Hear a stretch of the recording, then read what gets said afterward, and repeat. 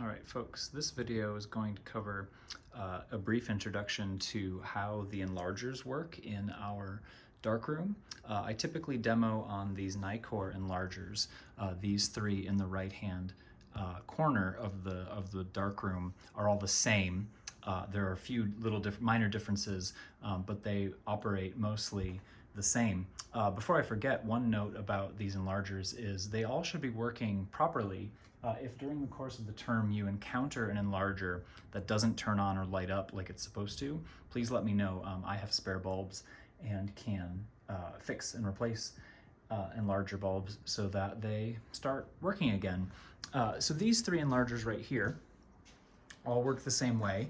This little guy right here is typically not functional, and with a small class this term we definitely don't need to use this one right here, this Chromega, Super Chromega thing. All of the enlargers on this side of the room, with the exception of this one here in the middle, I think this one is still busted, but these two, this little one over there, which is brand new, and this big one right here, should work properly. They are a little bit different, so I may have to make a separate video to discuss how they work.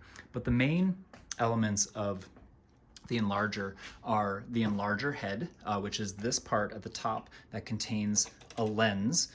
The lens twists, and these numbers that you can actually see in the video alter how much light comes through the lens. When the number is bigger, less light comes through. When the number is smaller, more light comes through. And you'll see that reflected in the light as it projects downward when we get to that part. For the beginning of the term, we're going to keep all of these color dials tuned to 0. There's a blue one here in the back that should always be set to 0. This should never change. The yellow and the red or magenta dial, which you'll see on all the enlargers on this side of the room and the three middle enlargers on the other side, are for printing with your negatives, and we're not going to get into that until later in the term. In these enlargers, these Nikkors, there's a carrier that slides out that is rectangular, and that is for film.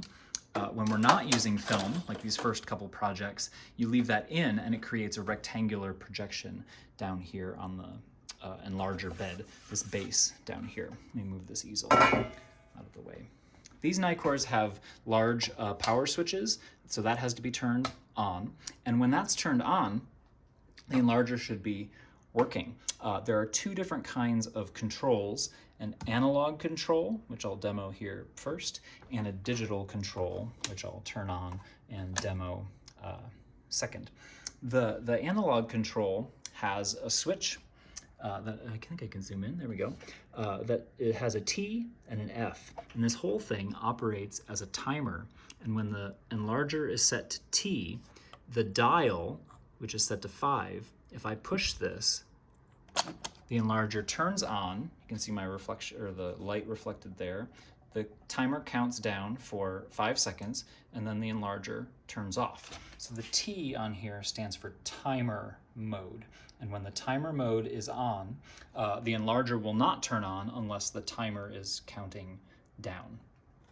The other mode, which is the F here, is called focus. And if I flip the switch down to F, the enlarger turns on and stays on until I flip the switch back to timer mode. So if I am trying to line up something or focus something or ensure that I have something oriented the way that I want it to, like with a negative and the paper down here or something like that, I'll leave it on focus so that I can see what I'm doing. Let me get the lights.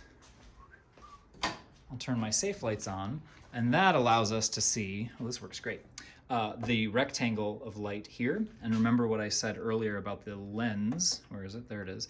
As I turn the lens, you can see the light gets dimmer. So I have brighter settings and dimmer settings, depending on my how much light I actually need. For these first projects, which I'm going to talk about in another video, we'll use probably the brightest setting possible and really short amounts on the timer for creating these first images.